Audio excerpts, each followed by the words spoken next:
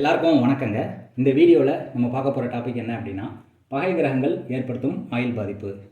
2 பகை கிரகங்களால் ஆயுள் பாதிப்பு ஏற்படும் அப்படின்னா அந்த அமைப்பு எப்படி இருக்கும் அப்படின்னு தான் பார்க்க போகிறோம்.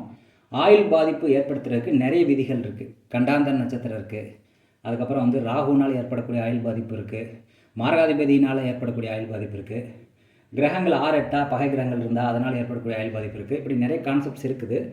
இருந்தாலும் இங்கே பெரும்பாலான ஜோதிடர்கள் எதை வச்சு ஆயுள் பாதிப்பு இருக்குதுன்னு சொல்கிறாங்க அப்படின்னா, மாரகாதிபதி கிரகத்தை மட்டும் வச்சு சொல்கிறாங்க. இந்த மாரகாதிபதி தசாபுத்தி நடக்கும்போது ஆயுள் பாதிப்பு வரும்னு சொல்கிறாங்க. நடைமுறையில் அது 30% தான் ஒத்து வரும்.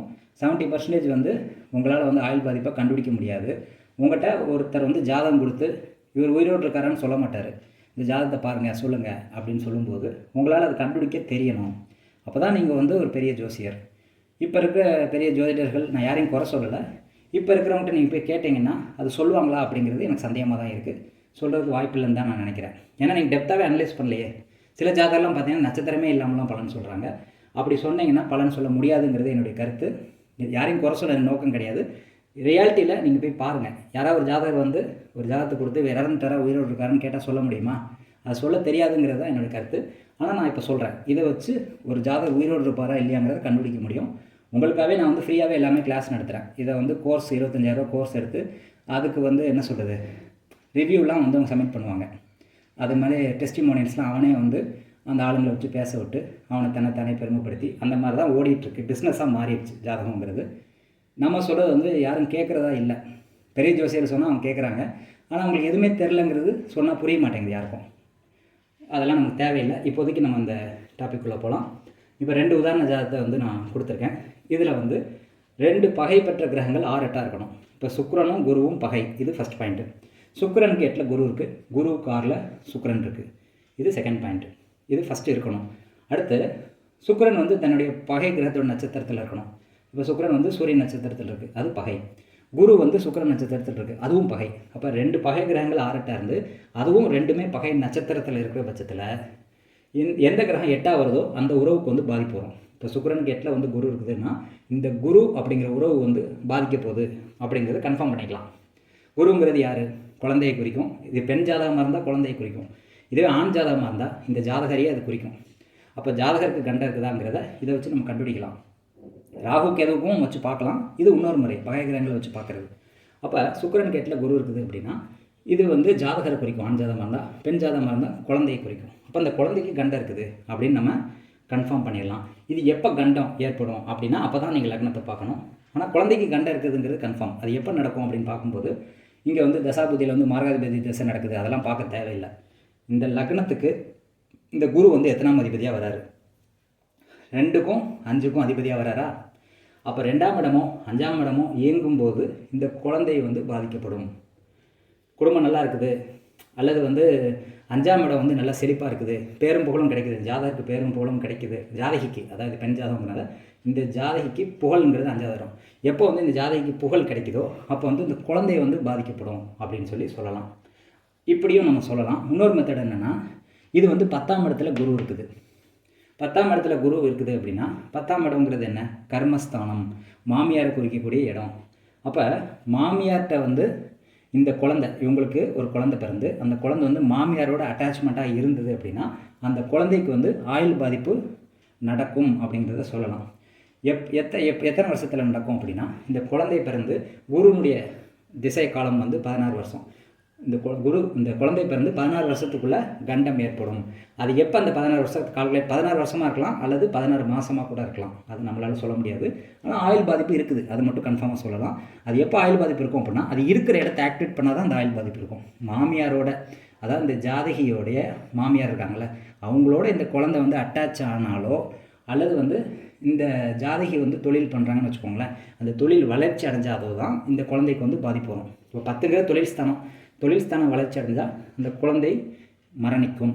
அல்லது இந்த ஜாதகியினுடைய மாமியார் 10ஆம் இடம், மாமியாரினுடைய ஸ்தானம் ஆக்டிவேட் ஆனால், அதாவது இந்த குழந்தை அந்த மாமியாரோட அட்டாச்மெண்ட்டாக இருந்தால் அந்த குழந்தையை பாதிக்கப்படுது, மரணிக்கும் அப்படின்னு சொல்லலாம். இதை ஃபஸ்ட்டு ஜாதகம். பகை கிரகங்கள் 6 8 நின்று பகை நட்சத்திர கால் பெற்றால் அந்த உறவுக்கு ஆயுள் பாதிப்பு. அப்போ இந்த இடம் ஆக்டிவேட் ஆகலை அப்படின்னா பாதிப்பு வராது. அது உங்கள் கையில் தான் இருக்குது. நிறைய பேர் கேட்பாங்க, ஆயில் பாதிப்பு இருக்கா ஆயில் பாதிப்பு இல்லையாங்கிறது நீங்கள் தான் தீர்மானிக்கிறீங்க. அந்த இடத்த ஆக்டிவேட் பண்ணால் தான் அந்த ஆயில் பாதிப்பு வருது. இப்போ இந்த குழந்தை வந்து மாமியார்ட்டே வந்து சேரலை, தூரமாக வாழ்கிறாங்க அப்படின்னா ஆயில் பாதிப்பு வராது. இந்த லேடி வந்து தொழிலே பண்ணல அப்படின்னா ஆயில் பாதிப்பு வராது அந்த குழந்தைக்கு. அப்போ நீங்கள் என்ன பண்ணுறீங்களோ அந்த செயல்பாடை பொறுத்து இந்த பலன் மாறும். எல்லாத்துக்குமே ஆயில் பாதிப்பு வராது. ஒருத்தங்க ஆயில் பாதிப்பு வரும் அப்படிங்கிறத கன்ஃபார்மாக யாராலையும் சொல்ல முடியாது. ஆனால் நீங்கள் அந்த ஆக்டிவேட் பண்ணாமல் இருந்தீங்க, இப்போ ஒரு இடம் மூலிமா தான் அந்த பாதிப்பு ஏற்படுத்துது. அந்த இடம் ஆக்டிவேட் ஆனால் தான் அது பாதிப்பு இருக்குது. ஆக்டிவேட் பண்ணாத வரைக்கும் பாதிப்பு வராது. இது வந்து புரிஞ்சுக்கிட்டா போதும். அப்போ யாராவது ஒருத்தவங்க வந்து கொடுக்குறாங்க, இதில் என்ன பிரச்சனை இருக்குது அப்படின்னா இந்த இடம் மூலிமா ஆயில் பாதிப்பு இருக்குது, அந்த இடத்த ஆக்டிவேட் பண்ணால் ஆயில் பாதிப்பு வரும்னு சொல்லணும். அது இடத்த ஆக்டிவேட் பண்ணாமல் இருந்தாங்க, அவங்க வெளியூரில் இருந்தாங்க அப்படின்னா வராது ஆயில் பாதிப்பு அப்படின்னா நம்ம எடுத்துக்கணும். இப்போ உதாரண ஜாதகம் 2ல் பார்ப்போம். இப்போ இதில் பார்த்தீங்கன்னா சந்திரனும் சனியும் 6-8 இருக்குது. சந்திரனும் தன்னுடைய பகை நட்சத்திரமான ராகு நட்சத்திரத்தில் இருக்குது. சனி பகை நட்சத்திரமான மிருகசீரிட நட்சத்திரத்தில் இருக்குது. இதில் 8ல் என்ன கிரகம் இருக்கோ, சந்திரனுக்கு 8ல் தானே சனி இருக்குது. அப்போ சனி வந்து பாதிக்கப்பட போகுது அப்படிங்கிறது ஃபஸ்ட்டு கன்ஃபார்ம் பண்ணுறோம். அப்போ சனிங்கிறது எந்த உறவை குறிக்குது, மூத்த சகோதரனையும் சித்தப்பாவையும் குறிக்குது. அப்போ அதில் யாரோ ஒருத்தங்க மரணிக்க போகிறாங்கங்கிறது கன்ஃபார்ம் ஆயிடுச்சு. அது எப்போ ஆக்டிவேட் ஆனால் மரணம் ஏற்படும் அப்படின்னா 3 விஷயங்கள் கவனிக்கணும். 1, 2, 3, 4, 5ஆம் இடமும் 6ஆம் இடமும் சனியினுடைய வீடு. புரியுதா? அந்த சனி நிற்கிறது வந்து 9ஆம் இடம். அப்போ 5, 6, 9ஆம் பாவகங்கள் வந்து ஆக்டிவேட் ஆனால் இந்த சனி அப்படிங்கிற அந்த உறவு வந்து பாதிக்கப்பட போகுது அப்படின்னு சொல்லலாம். மெயினாக இதுக்கு எதில் வந்து இம்பார்ட்டன்ஸ் கொடுக்கணும் அப்படின்னா சனி நின்ற வீட்டை தான் இம்பார்ட்டன்ஸ் கொடுக்கணும். இப்போ சனி வந்து 9ஆம் வீட்டில் தான் நிற்குது. அப்போ 9ஆம் வீடுன்னா என்ன? இது ஆண் ஜாதகமாக இருந்தால் ஜாதகனுடைய தந்தை வந்து வளர்ச்சி அடைஞ்சாங்க அப்படின்னா அவருடைய தம்பி வந்து இறந்துருவார்னு சொல்லலாம். ஏன்னா சித்தப்பா, அதாவது இந்த ஜாதகனுடைய சித்தப்பா அப்படின்னா அப்பாவுடைய சகோதரன் தானே. அப்போ இந்த ஜாதகனுடைய அப்பா வந்து நல்லா வளர்ச்சி அடைஞ்சால் இந்த ஜாதகனுடைய சித்தப்பா இறந்துருவார்னு சொல்லலாம். அல்லது இது வந்து மூத்த சகோதரன் குறிக்கிறதுனால இந்த ஜாதகருக்கு யாராவது மூத்த சகோதரன் இருந்தாங்கன்னா அவங்களும் இறக்குறதுக்கு வாய்ப்பு இருக்குது. ஏன்னா இது 9ஆம் இடம் ஆக்டிவேட் ஆனால் 9ஆம் இடத்தை நீங்கள் ஆக்டிவேட் பண்ணலை அப்படின்னா அந்த பாதிப்பு வராது.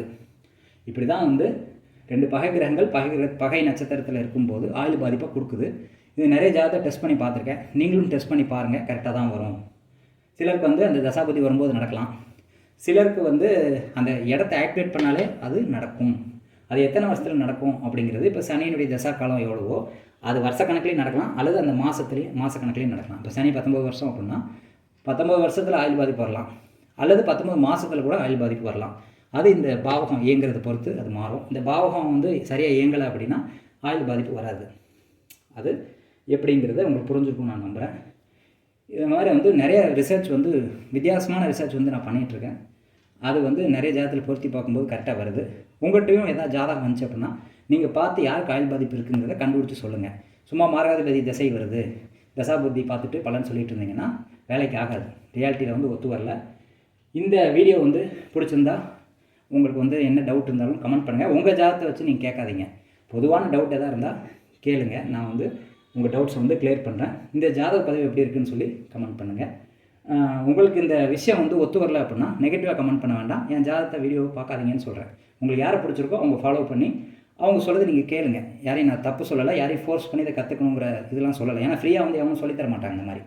அதனால் வந்து இதை பார்க்கணுங்கிற அவசியம் கிடையாது, ஃபாலோ பண்ணுங்கிற அவசியம் கிடையாது. என்னுடைய புரிதல் சொல்கிறேன். உங்களுக்கு கரெக்டாக வந்துச்சுன்னா ஃபாலோ பண்ணுங்கள், பிடிக்கலன்னா விட்டுருங்க, கமெண்ட் பண்ணாதீங்க நெகட்டிவாக. நன்றி, வணக்கம்.